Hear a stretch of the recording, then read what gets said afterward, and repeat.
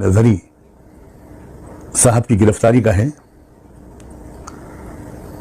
जितने सख्त अल्फाज में इसकी मजम्मत की जाए वो कम है। ये एक और दलील हमारे सामने आई है कि हमारे मुल्क में लोकतांत्रिक व्यवस्था खत्म हो चुकी है।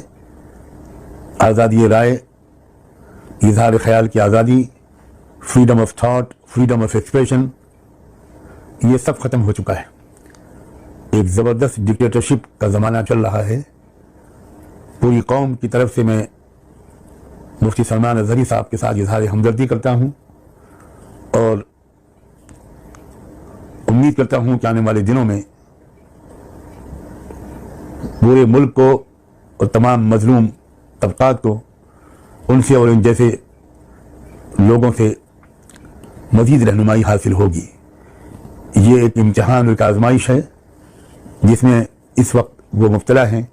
हम सब दिलो जान से दुआगो हैं कि अल्लाह ताला जल्द अज जल्द उनकी रिहाई मुकद्दर फरमाए और बाइज़्ज़त तौर पर वो तमाम इल्ज़ामात से बरी हों।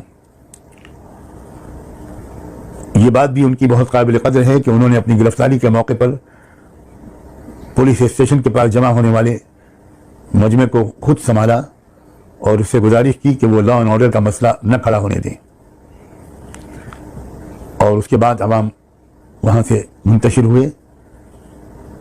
साफ जाहिर है कि कौन है जो लॉ एंड ऑर्डर को बिगाड़ रहा है और कौन है जो लॉ एंड ऑर्डर की हिफाजत की कोशिशें कर रहा है। बरेलवी मकतबे फिक्र का आलिम दीन, कल शायद गुजरात में उनका प्रोग्राम था, ट्विटर पे देखा, उनको एटीएस वालों ने पकड़ लिया कि आपने अपने अशार के अंदर, आपने अपने जुमले के अंदर से ताबीर किया, किसी शायद उनका नाम लिया गया है, तो उनको एटीएस वालों ने पकड़ लिया कि आप भड़का रहे हैं, आपने किसका अपमान किया है।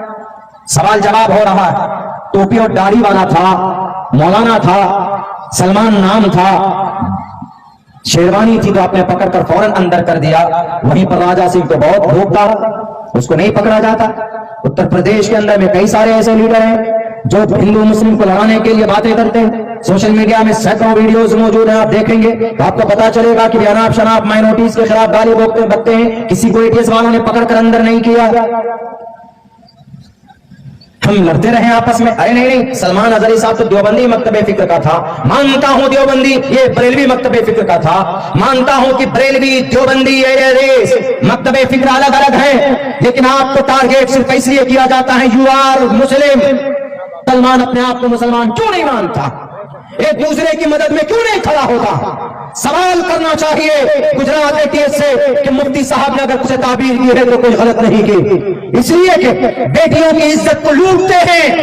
17 बेटियों की इज्जत लूट कर उनके कंकाल मिलता है यहाँ मुजफ्फरपुर बिहार के अंदर। मासूम बच्ची जाती है पढ़ने के लिए, उनके ऊपर पेट्रोल डालकर जला दिया जाता है। तो नहीं है तो क्या है? अगर उन्होंने बोला है किसी को तो गलत नहीं बोला है। एटीएस वालों ईमानदार बनो, देश के मुजरिमों को पकड़ो। आपकी हथकड़ी विजय माल्या के हाथ में नहीं लगती, आपकी हथकड़ी मेहुल चोकसी के हाथ में नहीं लगती, आपकी हथकड़ी और दूसरे बाल मुकुंदाचार्य के हाथ में नहीं लगती जो देश के कानून और संविधान के खिलाफ बोलते। एक मौलाना, एक टोपी और दाढ़ी वाला जो सुन्नत रसूलुल्लाह का गुलाम है, जो आशिक़ रसूल है, जो अमन की बात करता है, जो सुकून की बात करता है, उनका मतलब यही था कि आज जुल्म का बाजार गर्म है। आज हर को देखो तो जानवरों के बिल मुकाबिल इंसानों की कोई कीमत नहीं रह गई है। जानवरों को पूजते हैं लोग, इबादत करते हैं, और इंसानों को लोग मारते हैं तलवारों से। इस हैसियत से अगर उन्होंने बोला है तो ये गलत नहीं है। दुनिया के किसी भी विद्वान से पूछ